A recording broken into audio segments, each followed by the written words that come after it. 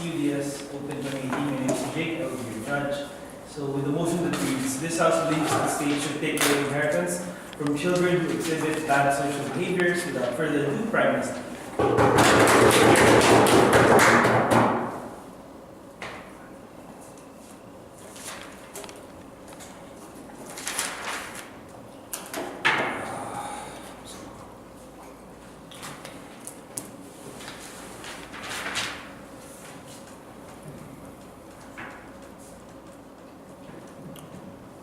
First thing to note, Mr. Speaker, is that private property is not absolute in any government. Like, the right to property is not absolute in government. States in general have a legitimate right in all societies and all states exist to take away property when they have like either one of the two functions. Firstly, when they believe that the actor themselves are unjust and unfit in using that property to the extent that it should be used. For example, i.e. when there's bad parenting, states often take away custody. But secondly, even if there's no direct accountability, the taxation itself is actually a form of theft that state is justified in doing if it shows that there is wider social benefits in taking away the property of one person that is to an extent arbitrarily created, if it has positive social impact that is both equity. Yeah, sure.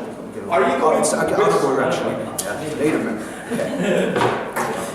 Alright, so this will lead on to three arguments. Two will be done by myself, the last one will be on the Sera. Firstly, how does this impact this person? How does it impact the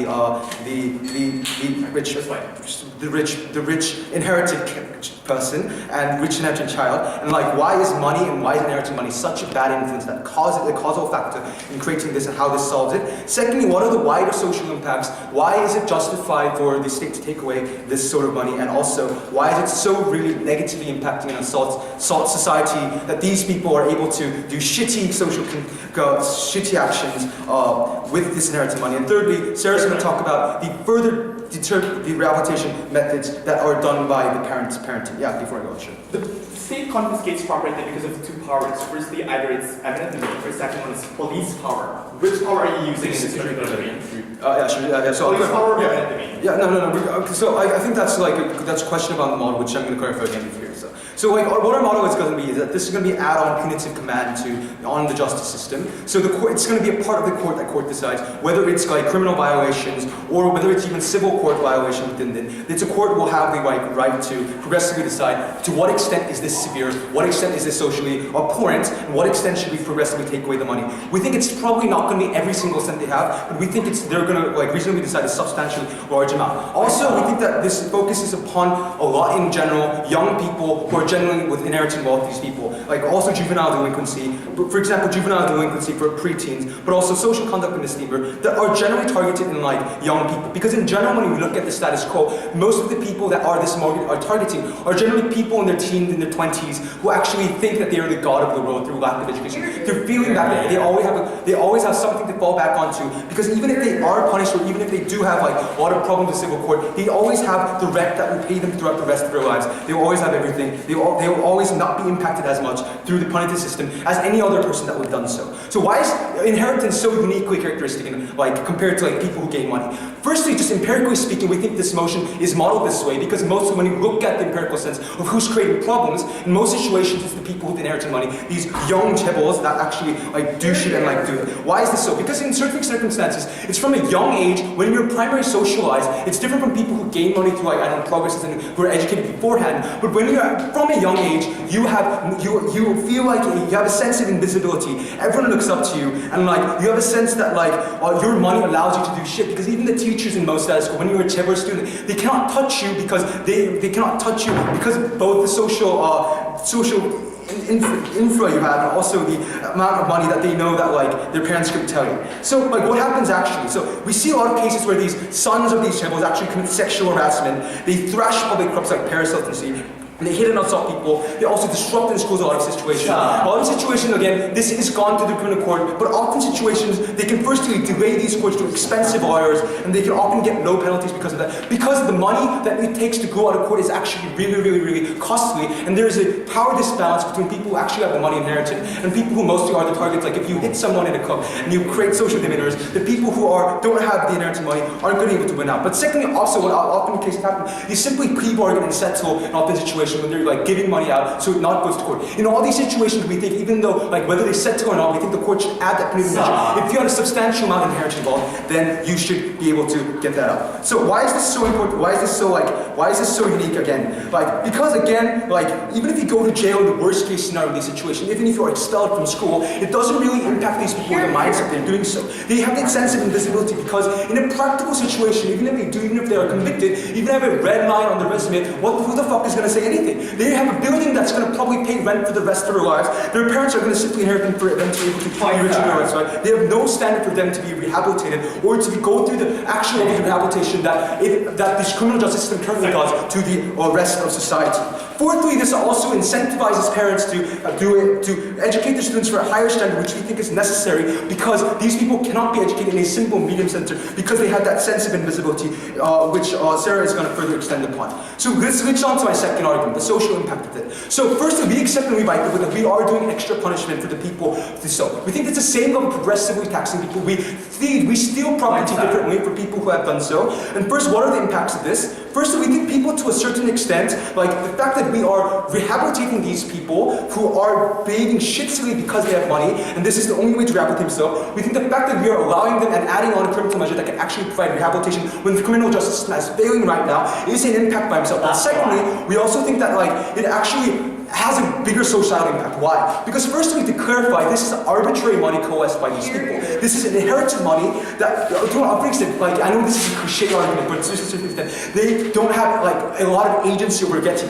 We can see from a sense that it's often the community, often the people who are rich enough, like or sons of Samsung people, are often getting that money. Their parents get it because the government provided a lot of benefits, a lot of tax cuts, and also the labor, and also the fact philosophically that it could have been anyone in that field who could have had all those riches and not, and it was them. So we don't think they have a unique right to that property in the first place. But what are the bigger social impacts? When it is arbitrarily born that you have money and you have the sense of invisibility, but you are doing shit, you're able to assault people, hit people, thrash clubs, and then you're able to go away with blank slate because you have money that gives it away, that assaults how the people, the poor people who are structurally unable to get that money because of arbitrary reasons, that offends them at a human dignity level. We think that's very offensive. That's why a lot of people, poor people, feel offended when they see Paris Hilton doing shit, going to court, whatnot, doing shit again because she's rich and rich and rich. We think that solving this by taking away the money because they think money is a really important thing for these people and also the parents, that at the end of the day, it also solves that social impact of people being oppressed by the fact that people can do shit simply by the fact that they're rich when they had no control over getting to that point. We're very proud to propose this one. Thanks, Mr. And I'll call the leader of opposition.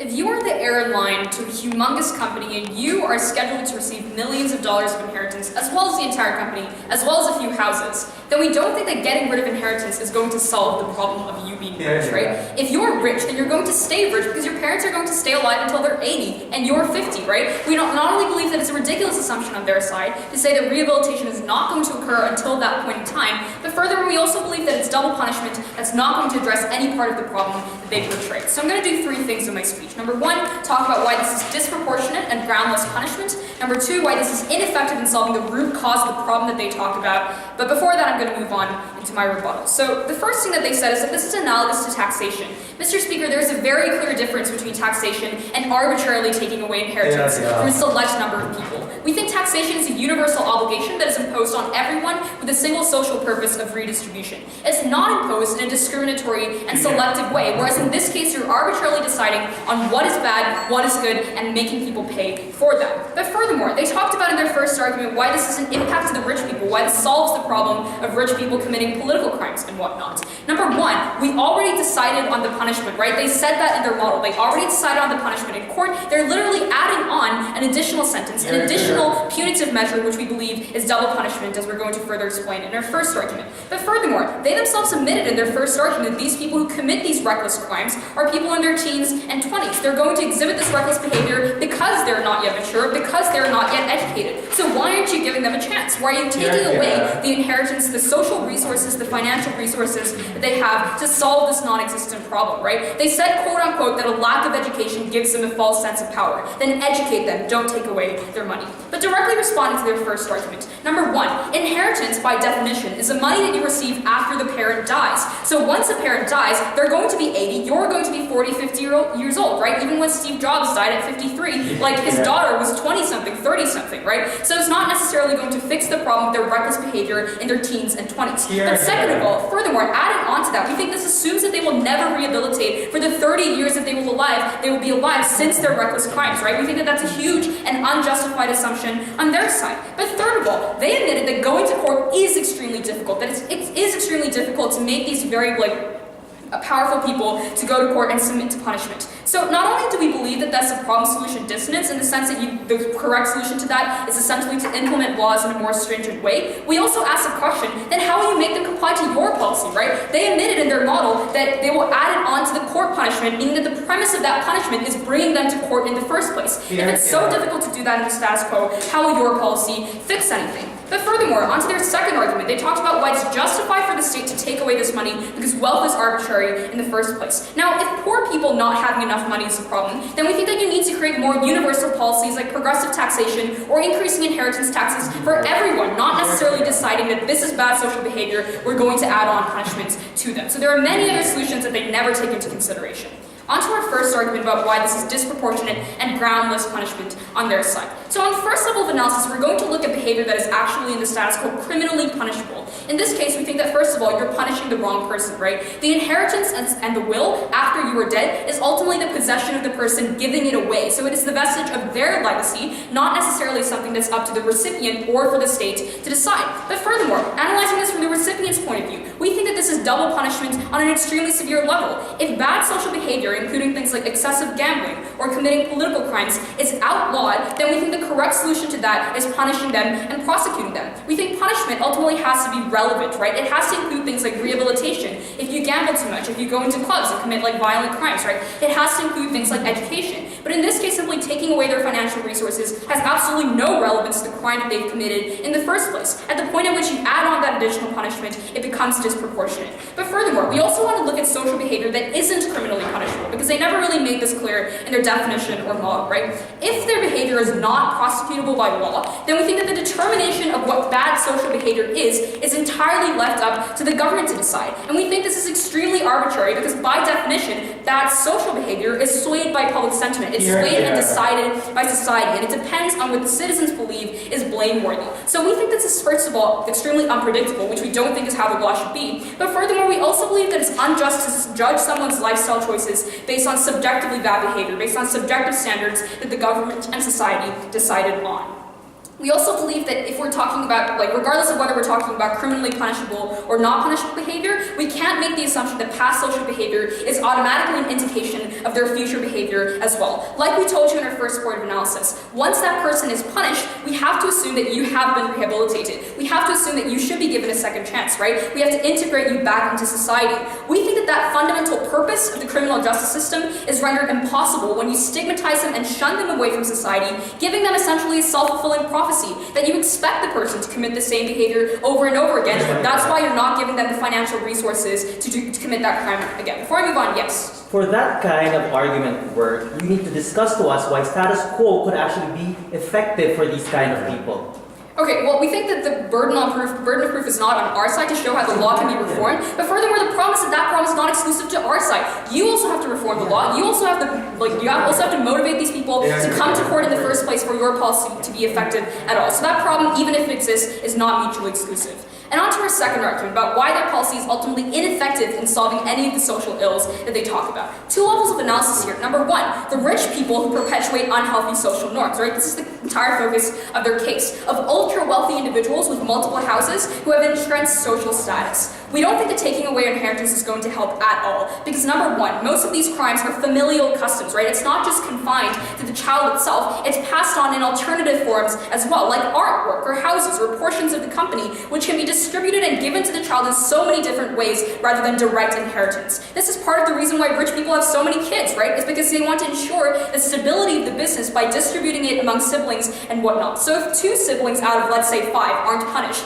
then we think that that still maintains the stability of their financial resources. It's not necessarily going to fix the root of the problem. But furthermore, even if we say that this problem is going to be fixed once these parents are dead, it's still going to perpetuate the behavior while they're alive, which is quite a long amount of time, right? And it's going to allow them more than enough opportunity to squander that money on the types of crimes that they talk about. But second of all, something that they never look at, a new dimension of the debate that we'd like to analyze, so the poor and middle class, right? We assume that this type of law is not only going to apply to rich people, but when it comes to the poor and the middle class who often do commit crimes like violence or gambling, inheritance, just continuing to be able to live in the family house, or other substantial resources like a car, for instance, is needed for their survival. And given that the reason why these people commit this bad social behavior in the first place is mostly due to their financial status of poverty, we don't think that taking away more money is going to fix the problem in any way.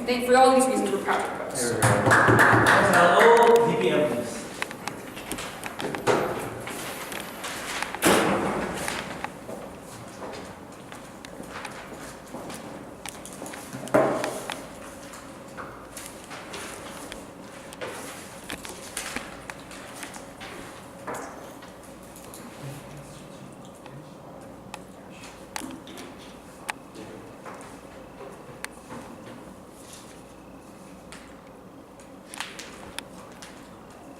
Okay, can I start?